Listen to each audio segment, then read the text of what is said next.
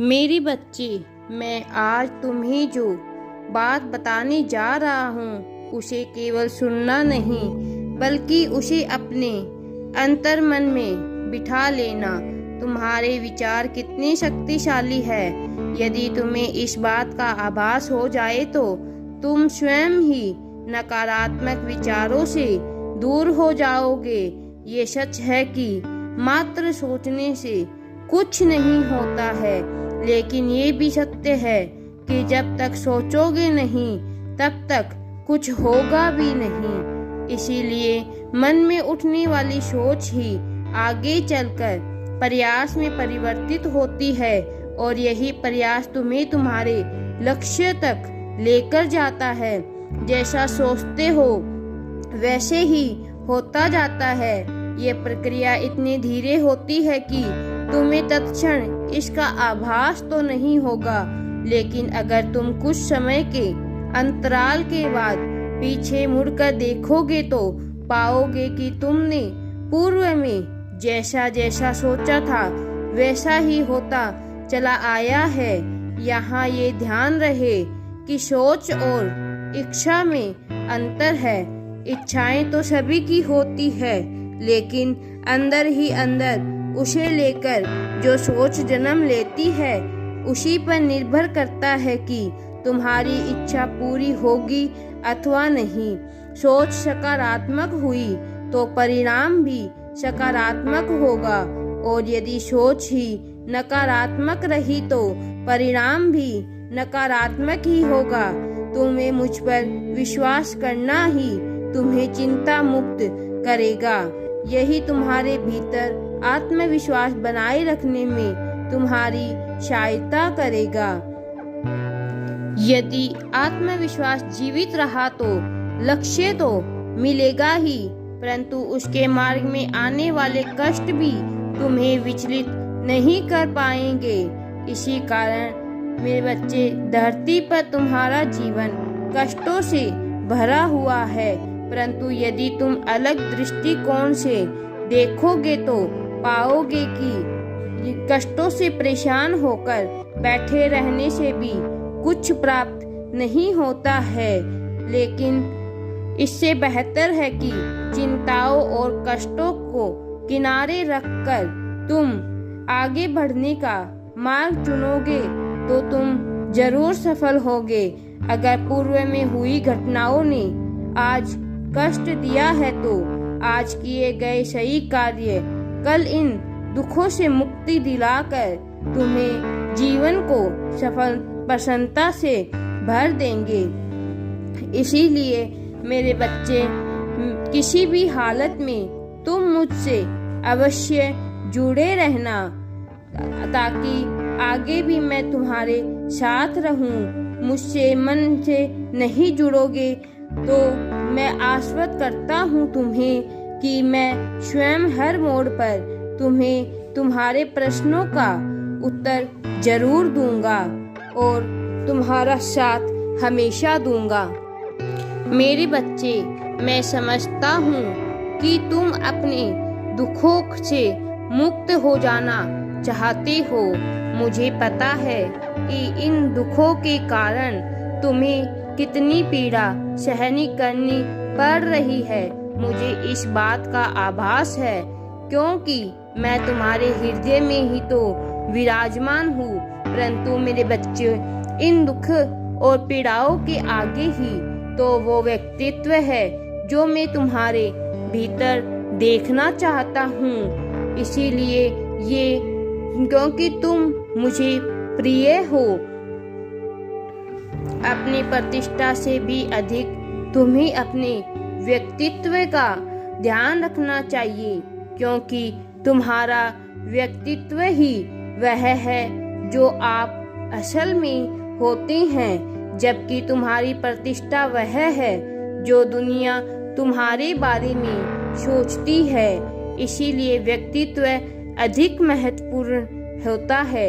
यदि व्यक्तित्व सुदृढ़, सुसंस्कृत और आकर्षक होगा तो प्रतिष्ठा में स्वतः ही वृद्धि होने लगेगी। मेरे बच्चे, ध्यान रखना, मैं कभी भी तुम्हारी पीड़ा का कारण नहीं बनूंगा, क्योंकि तुम्हें पीड़ा भी होगी, तो मैं उस पीड़ा के परिणाम में तुम्हें आशीर्वाद ही दूंगा। इसीलिए मेरे बच्चे, दुनिया की भाग दौड़ में तुम यह भूल जाते हो कि तुम्हें हमेशा यह याद रखना चाहिए कि तुम्हारे बाहरी स्वरूप के अतिरिक्त तुम्हारा अंतर्मन भी है। परंतु भौतिकवादी हो चुके इस संसार में रहते रहते तुम अपने अंतर्मन को अधिकतर अनदेखा कर देते हो। जिस तरह से तुम अपने बाहरी शरीर पर काम करते हो, उसे साफ सुथरा और आकर्षक बनाने के लिए बहुत सारा समय देते हो, उसी तरह तुम्हें अपने अंतर्मन को भी साफ सुथरा और आकर्षक बनाने के लिए थोड़ा समय देना चाहिए। तुम्हारे जीवन में तन और मन दोनों का महत्व बराबर का होना चाहिए, क्योंकि जैसे तुम्हारा शरीर तुम्हें सही रास्ते पर चलाकर तुम्हारे लक्ष्य तक पहुंचने में सहायता करता है, वैसे ही तुम्हारा अंतर्मन तुम्हें सही रास्ता और सही लक्ष्य ढूंढने में सहायता करता है। मेरे बच्चे, तुमने कई बार अपने जीवन में यह पाया होगा कि तुम अपने काम में या निजी जीवन में सफल होने के लिए बहुत परिश्रम करते हो, परंतु फिर भी सफल नहीं हो पाते हो। इसलिए मेरे बच्चे, भविष्य में यदि तुम असफल हो जाओ तो एक बार शांत मन से बैठकर सोच विचार करना कि कहीं यह मार्ग तुम्हारे लिए गलत तो नहीं है। तुम सबके सामने मुस्कुराते हो, मगर अंदर ही अंदर तुमने दुखों का पहाड़ उठा रखा है। तुम्हारी इन्हीं परेशानियों को मैंने देख लिया है और आज मैं तुम्हें तुम्हारी इन्हीं परेशानियों का हल बताने जा रहा हूँ।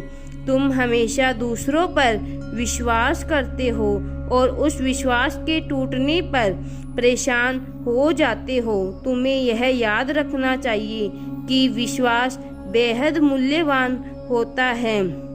इस संसार में स्वयं से अधिक कभी भी किसी पर विश्वास मत करना, क्योंकि इसके साथ ही यह भ्रम भी बनाए रखना कि तुम्हें सामने वाले पर पूरा विश्वास है, परंतु अंदर ही अंदर सभी के भावों को सच्चाई की कसौटी पर तोलना कभी बंद मत करना।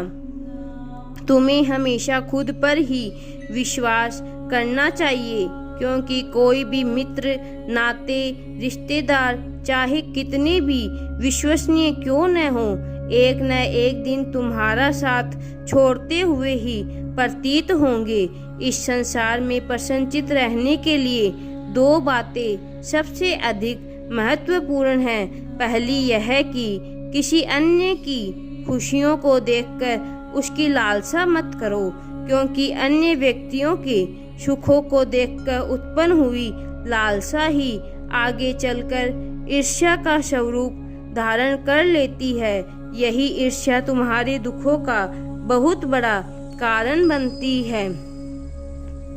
दूसरा कारण यह है कि तुम दुखी होकर भी अपना दुख किसी के साथ साझा नहीं करते हो। दुख बांटने से घटता है, परंतु ये दुख हमेशा सही व्यक्ति के समक्ष ही प्रकट करना चाहिए। हर किसी के आगे अपना दुख प्रदर्शित नहीं करना चाहिए। अधिकतर लोगों से अपने दुख को छिपा कर ही रखना चाहिए। इससे आप दिखावे के लिए ही सही संसार को सुखी ही नजर आते हैं। खुशियाँ भले ही वो दिखावे की क्यों न हो, हमेशा सकारात्मकता का प्रभाव ही करती है। ऐसी सच्ची हो या झूठी, मन को प्रसन्नचित कर ही देती है, भले ही वह प्रसन्नता क्षण भंगुर ही क्यों न हो। परंतु सच्ची प्रसन्नता तो केवल भक्ति में ही है। इस संसार में प्रत्येक जीवात्मा का उद्देश्य है सुख की प्राप्ति, परंतु संसार के समस्त जीव सुख की प्राप्ति का प्रयास करते करते अपने मार्ग से भटक जाते हैं और मात्र सांसारिक सुख प्रदान करने वाली वस्तुएं के पीछे भागने लग जाते हैं। माया रूपी इस संसार की प्रत्येक वस्तु भी माया ही है, जो हमें अपने पास बांधे रखना चाहती है, परंतु तुम्हें यह पता होना चाहिए कि माया नश्वर है, परंतु तुम्हारी आत्मा नहीं। आत्मा तो अजर अमर है, तो इसे जो सुख तुम प्रदान करना चाहते हो वो नश्वर कैसे हो सकता है। इस जीवन भर इंसान जिन चीज़ों को एकत्रित करने में लगा रहता है वो इनसे इतना अधिक आसक्त हो चुका है कि वह इन्हें खोने से डरता है। उसका लोभ उसे यह करने से रोकता है।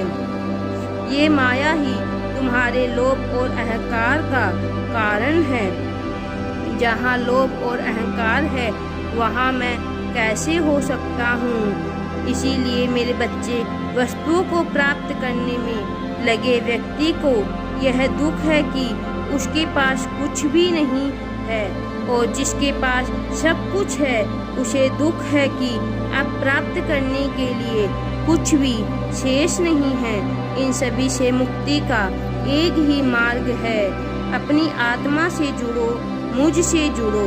जब तुम अपने अंतर्मन को जान लोगे, उसे अनुभूत कर लोगे, उस दिन तुम्हारी आसक्ति समाप्त हो जाएगी और तुम सच्चे सुख को प्राप्त कर लोगे। राधे राधे जी। वीडियो पसंद आए तो लाइक, शेयर एंड सब्सक्राइब जरूर करें।